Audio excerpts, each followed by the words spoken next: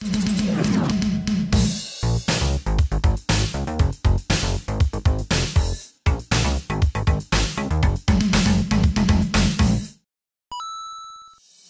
and welcome to this episode of New in Box. I'm your host Chris, and today I am joined again by Doug Sullivan. Pew pew! And this is a very special episode because it's kind of serving as a season finale of sorts. The idea for New in Box started when I remembered the Transformer that I never got, which would be a Transformers Generation 1 Blaster, which as a kid was the greatest. I used to call that particular toy, as several other ones, a third shelfer, because it was one shelf above where I could reach, which meant I was not able to afford it. Well, my parents never bought it for me. A lot of the Transformers I had were hand-me-downs from cousins. I specifically remember this toy because I was sure I was gonna get it once. My dad would go on business trips every now and then, but the best part is if he was gonna do that, he'd come back and bring a toy. Trinket City. And I was sure this one year it was going to be Blaster, and it wasn't. Yeah. And I specifically remember that,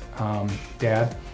So I thought, well, it'd be really fun to do a YouTube show, and I purchased Blaster for myself. I was going to make that the first episode of New in Box, but I thought it'd be a heck of a lot more fun to invite over my friends and give them the toys that they never received and watch them open it. Episode 4 with Teenage Mutant Ninja Turtles, Grady, was hands down my favorite. What? What? Master Splinter. And the evil Shredder.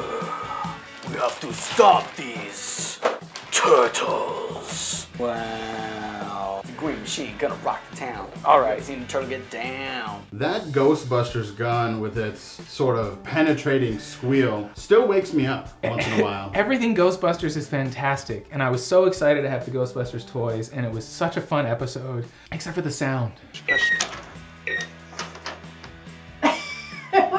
Yes. That sounds like there's a lot of farting ghosts. I suppose the toy that required the most explaining was Masked Rider. Asia, man, you crazy. He was down on his luck, he was feeling bad, he went off to a cave and he called these gigantic early CG bugs out of the ground and they turned into his motorcycle and his car.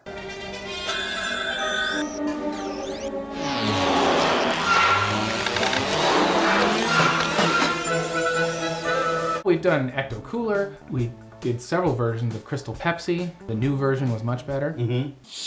There it is. I may cry. Well, let's try not to make it weird and let's just enjoy some soda. I have to say, this is exactly how I remember it. That's amazing. It's I'm still drinking. Exactly how I remember it. If you remember the Fun to Drive episode. That's where you got the nickname Talladega Chris, right? Right. Ah! We got it going! We got it going! This is amazing! Oh my god, this is so fantastic! Let's take a moment to listen to that engine noise. Yep. Listen to that purr. I can't, is it right? Oh. Whoa! The only doll that was ever on the show. Oh, our first episode. And a shout out to friend of the show, Paul Walter Hauser, and the Ernest doll. Ernest, how you doing, bud? Know what I mean, Vern? Know what I mean? He said, know what I mean, Vern. Oh, Ernest used to always do that where he'd go, Some of our earlier episodes took a little bit more editing. Correct. From our post-production team. Shout out to Patrick for saving us. I should say a thank you to all the people who work on these shows. Doug is our producer, Marco as our cameraman, Justin, our boom operator, Julie, our UPM. They're all wonderful. I'd like to bring it back to Blaster for a minute. You want to complete the circle. I want to make the show about me. Yeah, that's fine. Vanity's always been my favorite sin. Transformers Generation 1 Blaster. New in box, sealed and yellowing tape. 1985 it says on the back of the box. This is also by far the most expensive item we've ever had on the show because it was for me. It's so beautiful. You know, Blaster, I mean, he was a Generation 1, but not necessarily a primary every kid had to have it one. You started at Megatron, you started at Optimus Prime. Right. Maybe. How did you land on Blaster? Honestly, I think it had to do a lot with the fact that it was a boombox, pre-Walkman even at that point. The idea of having a music player of your own in which to play your own music, which I didn't have. And the fact that this came with the little robots, you know, that were supposed to be part of his tape deck, although they never fit in him. No, that's a cruel bruise. Even though they're supposed to come out. Now the box is a little beat up, but that's why it was $450 and not $700.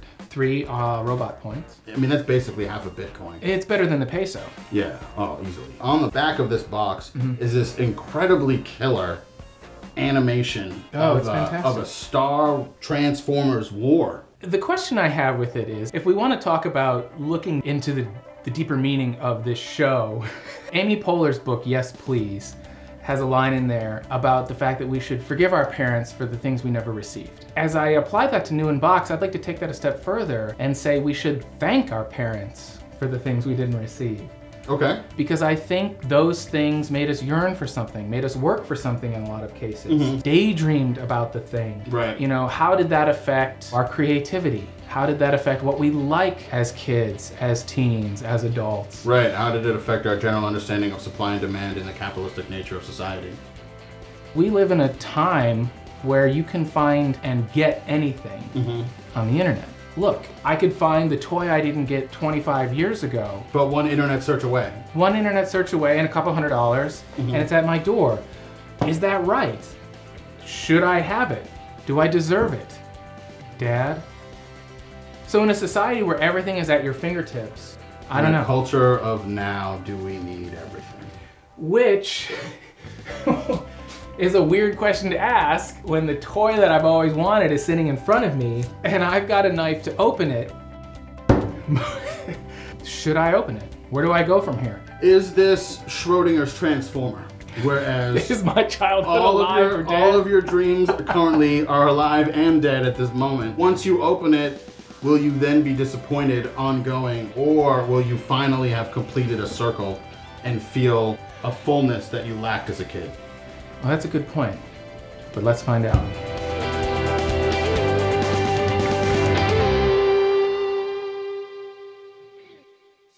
Masked Rider. Asia, man, you crazy. It was the kid who got the powers, but he wasn't from this planet, and then turned into Masked Rider, whose motorcycle turned into a moonbeam that farted rainbows. Gosh, and then the bad guy. Just made of lasers. Who, you know, could only walk in triangles. He can only walk in circles. I laid down some serious improv about triangles, and all you could come back with is circles.